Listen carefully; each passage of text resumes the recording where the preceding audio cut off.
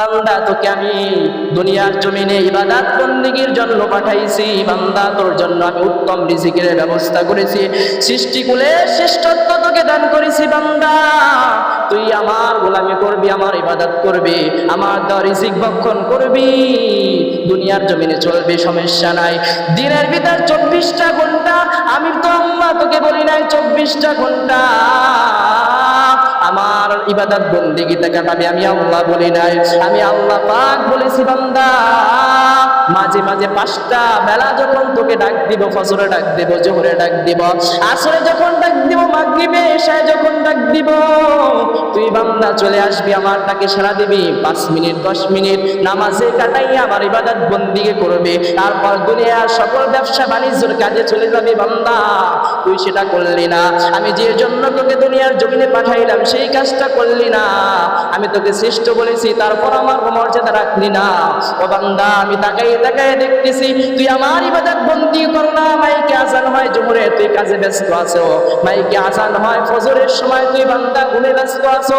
আমার ইবাদত বন্দেগী করো না, তারপর আমার দেওয়া নিয়ামত ভক্ষণ করো, আমার দেওয়া রিজিক ভক্ষণ করো। বান্দা আমার দেওয়া নিয়ামত কুদরত ভক্ষণ করো, তারপর আমি আল্লাহ পাক তোকে উপর নাজার নারাজ হয়ে তোর উপর আমি গজব নাজিল করি না, তোর উপর নাজাত হয়ে তোর উপর আমি রাগান্বিত হয়ে তোর খানাও বন্ধ করি না। আমি আল্লাহ পাক, কেন? আমি আল্লাহ রহমান, আমি আল্লাহ রহিম, আমি আল্লাহ রহমান, আমার আল্লাহর দয়া অনেক বেশি। তার জন্য বান্দা তুই যখন নামাজ পড়ো না, ইবাদত বন্দেগী করো না, তারপর আল্লাহ পাক তোর খানাও বন্ধ করে না, রিজিক বন্ধ করে না। বান্দা শুধু তোর দিকে আল্লাহ রাব্বুল আলামিন তাকাইয়া দেখে, বান্দা শুধু তাকাইয়া থাকে কখন তুই তওবা করে আল্লাহর দিনের দিকে ফিরে আসবি, 5 বেলার নামাজ পড়বি। ও বান্দা তুই গুনাহ করেছো, সমস্যা নাই, তুই আমার রিজিক ভক্ষণ করো, গুনার কাজ করো, আমি আল্লাহ নারাজ হই না। আমি আল্লাহ পাক শুধু তোর উপর তাকাইয়া থাকি। কখন তুই বান্দা আমি আল্লাহকে আল্লাহ বলে ডাক দিবি, যখন আমি আল্লাহকে একবার আল্লাহ বলে ডাক দিবি, ও বান্দা তোর দুনিয়ার জিন্দেগীর সকল গুনাহ আমি আল্লাহ পাক 1 সেকেন্ডের ভিতর মাফ করে দেব। ওরে দুনিয়ার জমিনে বসে কোনো আসামি যদি খুন করে তার জন্য একটা কেস, যদি চুরি করে দ্বিতীয় কেস, যদি মার্ডার করে তৃতীয় কেস, যদি ধর্ষণ করে চতুর্থ কেস, এক এক ধারায় মামলার এক এক মতো আযাব দেওয়া হয়, তাকে শাস্তি দেওয়া হয়। কিন্তু আল্লাহ পাক বলে, বান্দা তুই চুরি করেছো, ধর্ষণ করেছো, তুই খুন করেছো, নামাজ বাদ দিয়েছো, সুদ খেয়েছো, ঘুষ করেছো, অন্যের সম্পদ লুট করে খেয়েছো, বান্দা একবার আমি আল্লাহ পাকের কাছে তওবা কর। তোর সব ধারা তার আমার দেখার টাইম নাই, 1 সেকেন্ডের ভিতর আমি আল্লাহ পাক তোকে মাফ করে নিষ্পাপ বাচ্চাদের মতো নিষ্পাপ করে দিব। বলুন সুবহানাল্লাহ। কাররামনা বানি আদম, আমি বনি আদমকে সৃষ্টির সেরা বলেছি। কাররামনা বানি আদম, মাটির সৃষ্টি বনি আদমকে আমি সৃষ্টির সেরা বলেছি। আমি নূরের তৈরি ফেরেশতাগণকেও সৃষ্টির সেরা বলি নাই, আমি আগুনের তৈরি জিনদেরকেও সৃষ্টির সেরা বলি নাই, আমি কাদা মাটি দিয়ে বানানো বনি আদমের সন্তানদেরকে আমি আল্লাহ সৃষ্টির সেরা বলেছি। শুধু তাই না, তাদেরকে কেন সৃষ্টির সেরা বলেছি? তাদের জন্য আমি আল্লাহ وحملناهم في البر والبحر, পানির উপর চলাচলের জন্য রাস্তা দিয়ে দিয়েছি। وَرَزَقْنَاهُمْ مِنَ الطَّيِّبَاتِ, তাদের জন্য আমি রিজিক, উত্তম রিজিকের ব্যবস্থা করেছি। وَرَزَقْنَاهُمْ مِنَ الطَّيِّبَاتِ وَفَضَّلْنَاهُمْ عَلَى كَثِيرٍ مِّمَّنْ خَلَقْنَا تَفْضِيلًا, আমি যত প্রকার সৃষ্টি করেছি সকল সৃষ্টির উপর আমি আল্লাহ বনি আদম মাটির সৃষ্টি মানুষদেরকে আমি আল্লাহ সৃষ্টির শ্রেষ্ঠত্ব দান করেছি।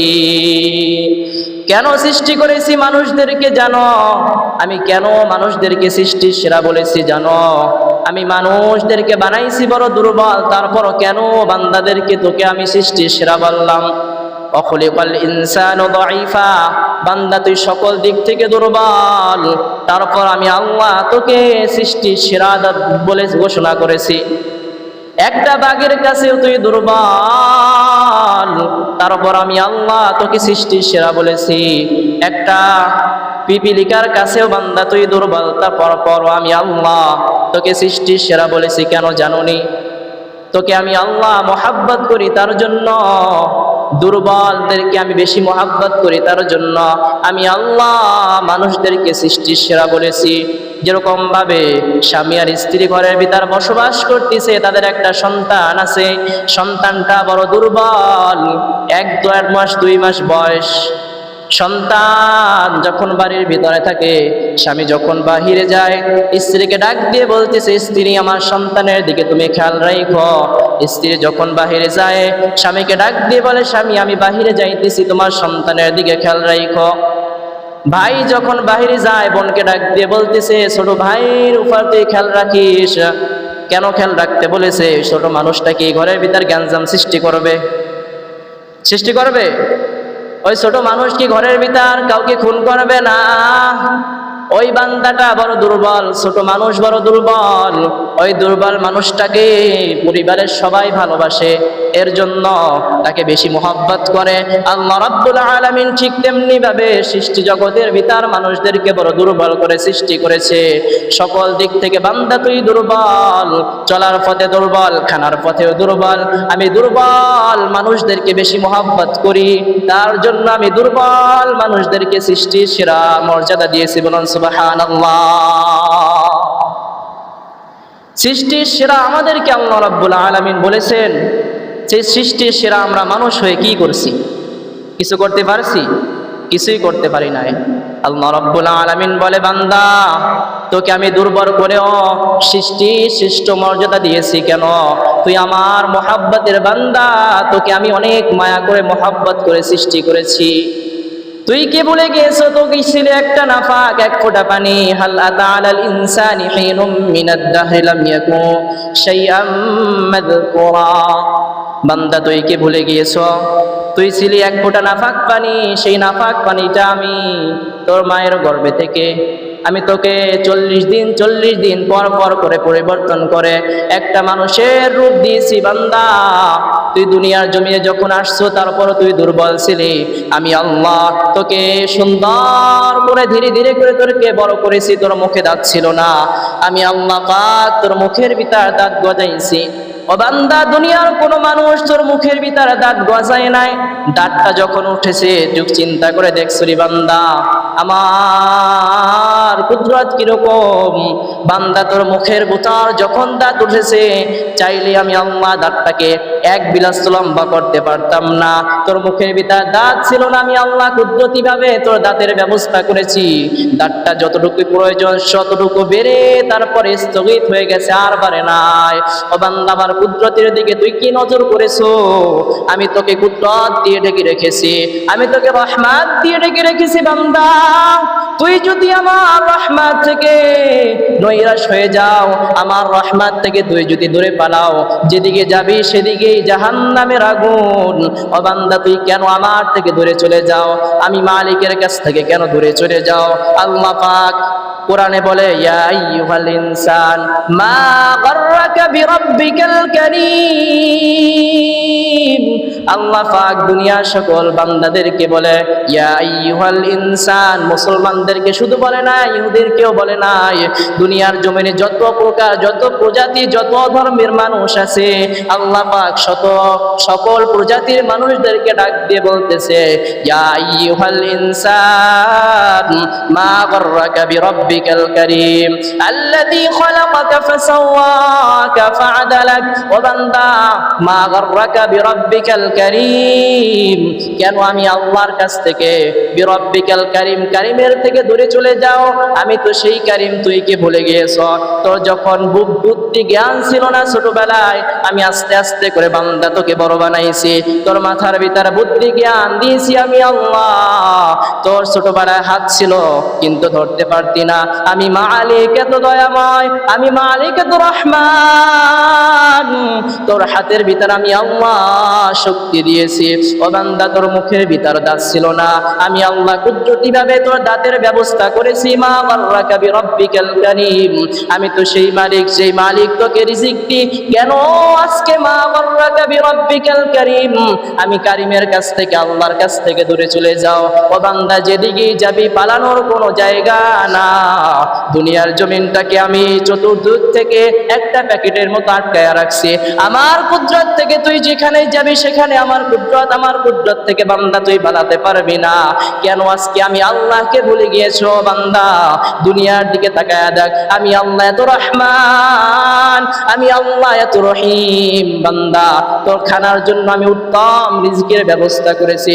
বান্দা, তুই কি তাকাইয়া দেখছো একটা গরু খায় কুটা? আমি বান্দা তোর জন্য কুঠার আয়োজন করি নাই। তোকে আমি আল্লাহ সৃষ্টির শ্রেষ্ঠত্ব দান করেছি, সৃষ্টির সেরা বলেছি মানুষদেরকে। তার জন্য বান্দা, তোর জন্য আমি উত্তম রিজকের ব্যবস্থা করেছি, খানার ব্যবস্থা করেছি। ও বান্দা, তুই ভাত খাবি, ভাতের সাথে তরকারি খাবি, তার জন্য আমি আল্লাহ শাকের ব্যবস্থা করেছি, শাক সবজির ব্যবস্থা করেছি। বান্দা, তুই একদিন দুই দিন শাক খাইলি ভালো লাগলো না, আবার আমি আল্লাহ তোর জন্য গোস্তের ব্যবস্থা করেছি। আমি আল্লাহ পশুর গোস্ত তোর জন্য হালাল করেছি। ও বান্দা, তুই শাক সবজি গোস্ত খাইলি অনেকদিন ভালো লাগলো না, আমি আল্লাহ পাক সমুদ্রের ভিতর, নদীর ভিতর মাছের আয়োজন করেছি। বান্দা, তোর জন্য এত উত্তম রিজিকের ব্যবস্থা করেছি। তোকে আমি আল্লাহ সৃষ্টির শ্রেষ্ঠত্ব দান করেছি। একটা কুকুর কি খাবার খায় সেই খাবার তোকে আমি আল্লাহ খাওয়াই না। একটা ছাগল গাছের পাতা পোতা খায়, আমি তোকে সেই খাবার খাওয়াই না। আমি আল্লাহ পাক তোর জন্য উত্তম রিজিকের ব্যবস্থা করেছি। বান্দা, মা গাররাকা বিরাব্বিকাল কারীম, আজকে কেন তুই আমার রহমত থেকে, আমার থেকে দূরে সইরা যাস?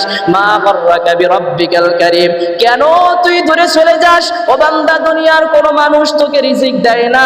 যদি দুনিয়ার কোনো মানুষ রিজিক দিত, ও বান্দা, তুই কবে রিজিকের জন্য খানার অনাহারে মরা যেতে? বান্দা, আমি আল্লাহ পাক তোকে কত কুদরতের দিকে দেখেছি।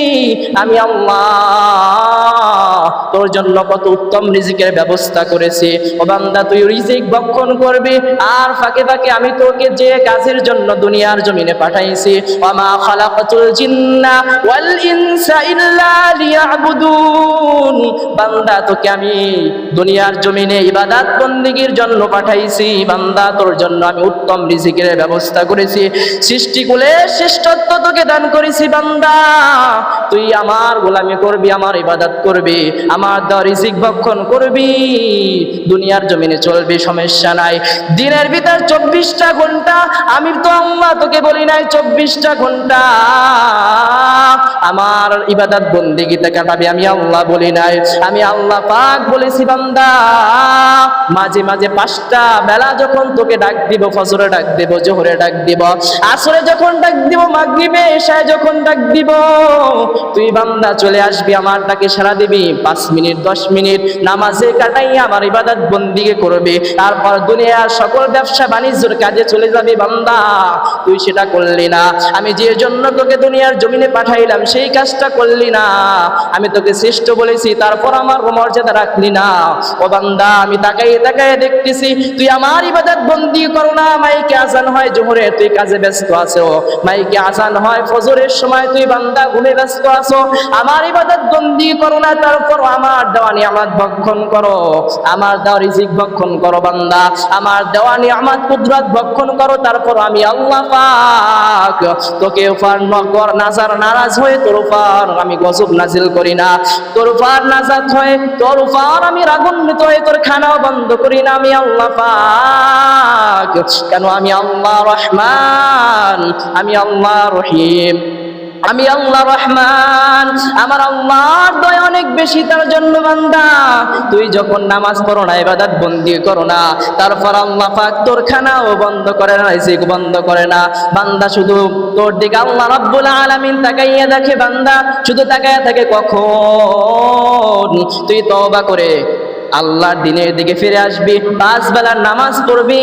ও বান্দা তুই গুনাহ করেছো, সমস্যা নাই, তুই আমার রিজিক ভক্ষণ করো, গুনার কাজ করো, আমি আল্লাহ নারাজ হই না। আমি আল্লাহ পাক শুধু তোর উপর তাকাইয়া থাকি। কখন তুই বান্দা আমি আল্লাহকে আল্লাহ বলে ডাক দিবি, যখন আমি আল্লাহকে একবার আল্লাহ বলে ডাক দিবি, ও বান্দা তোর দুনিয়ার জিন্দেগির সকল গুনাহ আমি আল্লাহ পাক 1 সেকেন্ডের ভিতর মাফ করে দেব। ওরে দুনিয়ার জমিনে বসে কোনো আসামি যদি খুন করে তার জন্য একটা কেস, যদি চুরি করে দ্বিতীয় কেস, যদি মার্ডার করে তৃতীয় কেস, যদি ধর্ষণ করে চতুর্থ কেস, এক এক ধারায় মামলার এক এক মতো আযাব দেওয়া হয়, তাকে শাস্তি দেওয়া হয়। কিন্তু আল্লাহ পাক বলে বান্দা তুই চুরি করেছো, ধর্ষণ করেছো, তুই খুন করেছো, নামাজ বাদ দিয়েছো, সুদ খেয়েছো, ঘুষ করেছো, অন্যের সম্পদ লুট করে খেয়েছো, বান্দা একবার আমি আল্লাহ পাকের কাছে তওবা কর। তোর সব ধারাটার আমার দেখার টাইম নাই, 1 সেকেন্ডের ভিতর আমি আল্লাহ পাক তোকে মাফ করে নিষ্পাপ বাচ্চাদের মতো নিষ্পাপ করে দিব। বলুন সুবহানাল্লাহ। এর জন্য আল্লাহর রহমত থেকে দৈনাশ হওয়া যাবে না, আল্লাহর ইবাদত বন্দেগী ঠিক মতো করতে হবে। ও দুনিয়ার মানুষ, আজকে তুমি ব্যবসা বাণিজ্য পেয়ে আল্লাহকে ভুলে গিয়েছো, তুমি দুনিয়া পেয়েছো, আল্লাহকে পাও নাই, তুমি দুনিয়ার কিছুই পাইলা না। আর আল্লাহকে পেয়েছো, দুনিয়ার টাকা পয়সা অর্থ সম্পদ কিছু পাইলা না। আল্লাহ পাক বলে বান্দা তুই সব পেয়ে গিয়েছো, একটু ধৈর্য ধারণ কর, আমি আল্লাহ পাক তোকে সব কিছু দিয়ে দেব। ও বান্দা তুই বড় লোকের বাড়ি গাড়ি অট্টালিকা দেখে মনে কষ্ট নিস না, একটু ধৈর্য ধারণ কর। কারণ রাসূলুল্লাহ সাল্লাল্লাহু আলাইহি ওয়াসাল্লাম বলেছেন বড় লোকের 500 বছর আগে গরিব জান্নাতে যাবে। ও গরিবেরা, বড় লোকের বাড়ি গাড়ি অট্টালিকা দেখে একটু মনে কষ্ট নিস না, তুই নিম্ন শ্রেণীর মানুষ, তোকে আমি আল্লাহ দুর্বল করে সৃষ্টি করেছি, তোকে আমি আল্লাহ শ্রেষ্ঠত্ব দান করেছি। বান্দা তুই আমার গোলামি কর। দুনিয়ার সব কিছু মিথ্যা, এই মিথ্যার জীবন একদিন শেষ হবে। যখনই শেষ হবে তুই যদি আমি মালিককে আপন করতে পারো রে বান্দা, আমি তোর জন্য উত্তম জান্নাতের ব্যবস্থা করে দিয়েছি। যেই জান্নাতটা এরকম জানো, দুনিয়ার কোনো একটা ফল খেতে হলে গাছে ওঠা লাগে, তারপর কষ্ট করে পারা লাগে, তারপরে সেটাকে পরিষ্কার করে খাবারের উপযুক্ত করে খাওয়া লাগে। ও বান্দা তোর জন্য আমি যে জান্নাত রেখে দিয়েছি, তুই জান্নাতের ভিতর গাছের দিকে তাকায় দেখতে একটা ফল, শুধু একটু খাওয়ার ইচ্ছা করবে, ফলটা আপন ইচ্ছায় তোর মুখের সামনে চলে আসবে। ও বান্দা তুই মুখের ভিতর নিবি, তোর চাবাতে ইচ্ছা করবে না, আমি আল্লাহ পাক কুদরতি ভাবে সেটা গলায় তোর পেটের ভিতর নিয়ে যাব। ও বান্দা দুনিয়ার মজ মসজিদে পড়ে তুই আমি আল্লাহকে ভুলে যাইস না। ও বান্দা তুই যদি আমি আল্লাহকে ভুলে গিয়ে যদি গুনার কাজ করো, তোর জন্য আমি আল্লাহ পাক জাহান্নামের আগুনের ব্যবস্থা করে রেখেছি। বান্দা তুই অনেক মায়ার বান্দা আমার, আমি বনি আদমকে শ্রেষ্ঠত্ব দান করেছি। বান্দা তোকে আমি আদর করে বানাইছি, আমি আল্লাহ পাক জানি তুই জাহান্নামের আগুন ভক্ষণ করতে পারবি না, জাহান্নামের আগুন সহ্য করতে পারবি না। এর জন্য আমি আল্লাহ পাক যুগে যুগে যুগে যুগে নবী রাসূলগণ পাঠাই, আর বলি বান্দাদেরকে যাইয়া ডাকেন, আমার পরিচয় দেন, আমি কোন কারীম, আমি কোন মালিক, আমি কোন রহমান। সেই পরিচয় নবী জান আমার বান্দাদেরকে বলে দেন। কারণ আমার বান্দা সব দিক থেকে দুর্বল, শয়তানের ধোঁকায় পড়ে, মানুষের ধোঁকায় পড়ে, বন্ধু বান্ধবের ধোঁকায় পড়ে। আজকে আমি আল্লাহকে ভুলে গিয়েছে, নবী জান তাদের সাথে খারাপ আচরণ করবেন না। আমি আল্লাহ পাক যুগে যুগে যুগে যুগে নবী রাসূলগণ পাঠাই, আর আমার পথগুলা বান্দাদেরকে আমি আল্লাহর পরিচয় দেওয়ার জন্য আমি নবীদেরকে বলে যাই, নবী জান জান খারাপ আচরণ করবেন না। এর জন্য নবী রাসূলগণ নাই, আজকে আছে উলামায়ে কেরাম আপনাদেরকে দ্বীনের দাওয়াত দিতেছে, আপনাদেরকে নামাজের কথা বলে, আপনাদেরকে সুদ ছাড়তে বলে, ঘুষ ছাড়তে বলে, আপনাদেরকে গুনার কাজ ছাড়ার জন্য বলে, কিন্তু আপনারা রাগান্বিত হয়ে তাদের উপর অনেক অত্যাচার করেন। তারপর উলামায়ে কেরাম আপনাদেরকে গালিও দেয় না, একটু বাজে কথাও বলে না, মাঝে মাঝে যদি একটু গরম কথা বলে, তারপরও বয়ানের শেষে আপনাদেরকে বলে যায়, আমি আপনাদেরকে বলে যাইতেছি আপনাদের সাথে বেয়াদবি হয়ে গেছে, আমাকে মাফ করে দিন, একটু গরম কথা হয়ে গেছে, মাফ করে দিয়ে না। আজকে বান্দারা তোমরা পথ হারিয়ে জাহান্নামের দিকে চলতেছ। তার জন্য বলতেছি নামাজে আসো, নামাজ আগে পড়ো, তারপর দুনিয়ার কাজ করো। কারণ দুনিয়া মিথ্যা। চক্ষু দুটো যখন বন্ধ হবে তখন দেখবা দুনিয়ার আশেপাশে কেউ নাই। আজকে তুমি তোমার সন্তানের জন্য, তোমার আত্মীয় স্বজনের জন্য, তোমার বউ বাচ্চার জন্য আজকে তুমি হারামকে হারাম মনে করো না, হারামটাকে উপার্জন করে বিল্ডিং বাড়ি গাড়ি আয়োজন করতেছো, ব্যবসা বাণিজ্য করতেছো। ও বান্দা, আজকে নামাজের পরে বাড়িতে গিয়ে আপনার স্ত্রীকে অথবা আপনার সন্তানদেরকে ডাক দিয়ে বলবেন, স্ত্রী বা সন্তান, আমি যে তোমাদের জন্য এত কষ্ট করতেছি, হারামটাকে উপার্জন করতেছি তোমাদের খাওয়ানোর জন্য, এই হারাম টাকার একটু ভাগিদার নেবেনি। তখন আপনার সন্তান আপনার স্ত্রী ডাক দিয়ে বলবে, না না, আমি এর ভাগিদার নিতে পারবো না। কারণ তোমার দায়িত্ব আমাদেরকে রুজি ইনকাম করে খাওয়ানোর, আপনাদের দায়িত্ব ভরণ পোষণ দেওয়ার। কারণ আমি এর বর্তমান নিতে পারবো না, এই গুনার ভাগিদার নিতে পারবো না। তোমার দায়িত্ব তুমি পালন করতেছ। তুমি কোন পথে টাকা উপার্জন করো আমার দেখার টাইম নাই। ভরণ পোষণ দেওয়ার দায়িত্ব যখনই তোমার, কোথা থেকে টাকা উপার্জন করো সে দায়িত্ব তোমার। তুমি হারাম পথে উপার্জন করো নাকি হালাল পথে উপার্জন করো আমি সেটা দেখার টাইম নাই। এর জন্য বলতেছি, হারাম টাকা উপার্জন করবেন না, অবৈধভাবে ব্যবসা বাণিজ্য করবেন না, অন্যায়ভাবে চাঁদাবাজি করে মানুষকে ঠকিয়ে টাকা আত্মসাৎ করবেন না। এলাকায় অনেক মানুষ আছে যারা মানুষের টাকা আত্মসাৎ করেছে, ক্ষমতার যখন ছিলে ক্ষমতার বাহাদুরি দেখাইয়া এলাকায় তেরান আসছে। অনেক সময় সরকারিভাবে আয়োজন আসছে, কিন্তু মানুষদেরকে, গরিব গরিব মানুষদেরকে তারা দেয় নাই, নিজেরা দখলদারি করে রেখেছে। আছে না নাই? এরকম সমাজে এখনো মানুষ আছে। এখন বয়স শেষ হয়ে গেছে, কি করবে, এখন আর শক্তি নাই, ক্ষমতায় মানুষ নাই, মানুষের উপর আর দাফত দেখাতে পারে না। মসজিদের সামনের কাতারে সে প্রথম নামাজের মুসল্লি হয়ে যায়। আছে না নাই? এর জন্য বলতেছি, মানুষের হক যদি ঠকান, আল্লাহ পাক এই হক ঠকানো কিন্তু কখনোই মাফ করবে না। রাসূলুল্লাহ বলে, কোন বান্দা যদি বিদুইন হিন্দুদেরও যদি একটা অবৈধভাবে একটা গাছের ডাল যদি কিনে কেটে আনে, আমি কিয়ামতের ময়দানে তার বিরুদ্ধে আসামি মানে বাদী হয়ে দাঁড়াবো, তাকে কখনোই আমি সাপোর্ট দেব না। এর জন্য বলতেছি, যারা মানুষদের টাকা আত্মসাৎ করেছেন ক্ষমতার সময়, এখনো সময় আছে মৃত্যুর আগে তাদের টাকা ফিরিয়ে দেন। কারণ মৃত্যুর পর কিন্তু আর কোনো কাজ হবে না। মৃত্যুর পর যখন আপনাকে আল্লাহ জিজ্ঞেস করবে, বান্দা তুই কোন পথে টাকা উপার্জন করছো আর কোন পথে ব্যয় করছো, তখন কি জবাব দিবা? বলবা যে আল্লাহ, অসৎভাবে টাকা উপার্জন করেছি, জোয়ারে এসেছে, বাটিতে নেমে গেছে, কোন দিক দিয়ে এসেছে, কোন দিক দিয়ে গেছে আমি জানি না। এরকম বললে কিন্তু হবে না। এর জন্য যাদের কাছে যার দাবি আছে, গিয়ে পা ধরে হলেও মাফ সে দাবি ছাড়ান। কারণ দাবি থাকা অবস্থায় যদি আপনি মৃত্যুবরণ করেন, কিন্তু কিয়ামতের ময়দানে আপনি কিন্তু ধরাশায়ী হয়ে যাবেন। এর জন্য দাবি দ্বারা যার কাছে আছে, মৃত্যুর আগে আপনি পরিশোধ করেন, দাবি ছাড়াই মৃত্যুবরণ করেন। আমরা দেখা যায় কি করি, যখন মৃত্যুবরণ হয়ে যায়, জানাজার লাশ সামনে নিয়ে, এই কেরা কেরা দাবি পাবে আমার বাবার কাছে, মার কাছে, এরকম বলার সময় টাইম নাই। কারণ কোনো বান্দা যদি নামাজি হয়, এটা খেয়াল করে শুনবেন, এরকম দেরি করবেন না। কোনো বান্দা যদি নামাজি হয়, সেটি সকালে যদি ফজরের পর মৃত্যুবরণ করে, জোহরের আগে তাকে দাফন দেওয়ার নির্দেশ। কারণ ওই বান্দা যদি নামাজি হয়, জোহরের আগে তাকে যদি দাফন দেওয়া হয়, ওই জোহরে যখন উক্ত হবে বান্দা, তখন পাগলের মতো হয়ে যাবে। জোহরে আজান দিয়েছে, এখন নামাজ পড়বো কিরকম ভাবে? ফেরেশতাগণকে ডাক দিয়ে বলবে, তোমরা আমাকে এই সোল জবাব পরে করো, আমাকে যায় নামাজ দাও, উজুর পানি দাও, আমি উজু করে নামাজ আদায় করবো।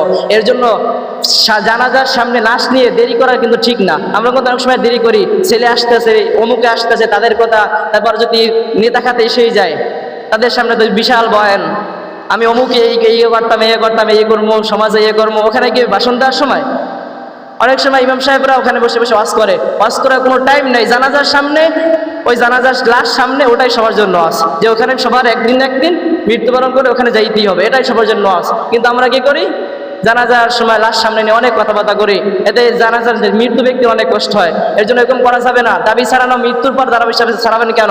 আপনার দাবি মৃত্যুর আগে আপনি ছাড়াই যাবেন, জীবিত থাকতে আপনি ছাড়াই যাবেন। মৃত্যুর পরে কেন আপনার সন্তান, আপনার আত্মীয় স্বজন দাবি ছাড়াইতে যাবে? এর জন্য চেষ্টা করবেন মৃত্যুর আগে আপনি দাবি ছাড়াই যাবেন, আর 5 ওয়াক্ত নামাজ আদায় করবেন, সৎভাবে ব্যবসা বাণিজ্য করবেন। কারণ সৎভাবে ব্যবসা বাণিজ্য যদি না করেন, আপনি অসৎভাবে 1 লাখ, 2 লাখ, 3 লাখ, 4 লাখ টাকার বাহাদুরি দেখান, কখন একটা টাস করে একটা বিপদ হয়ে যাবে, সব শেষ হয়ে যাবে। যেরকম ভাবে মাহকুল্লাহ রিবা ইউরবি সাদাকাত, সুদের সম্পদ, অবৈধভাবে সম্পদ আল্লাহ রাব্বুল আলামিন কখনোই বৃদ্ধি করে না। বৃদ্ধি করে সদকা করলে আল্লাহ বলে বান্দা তোমার সম্পদ তোমার বৃদ্ধি হবে। হালালভাবে বর্জন করলে হারামটা 5 টাকা হোক, 5 টাকার ভিতর বরকত আছে। যেরকম ভাবে অনেক সময় দেখা যায় রিক্সা চালক যারা দিন মজুর কাজ করে কষ্ট করে টাকা উপার্জন করে, দেখবেন তারা শান্তিতে রাতে ঘুমাতে পারে। আর যারা অবৈধভাবে লোন নিয়ে সুদকে মানে সুদ আনে, তারপর টাকা মানে আনে, তারপর তাদের রাতে ঘুম হয় না, সারাদিন অস্থির অস্থির ভাব, ও টাকা পয়সা উপার্জন হয় না, ও টাকায় কোনো বৃদ্ধি হয় না। এর জন্য সুদ ঘুষের সব থেকে সবাইকে রেহাই থাকতে হবে। লেনদেনের ব্যাপারে যারা যাদের কাছে পাওনা আছে লেনদেন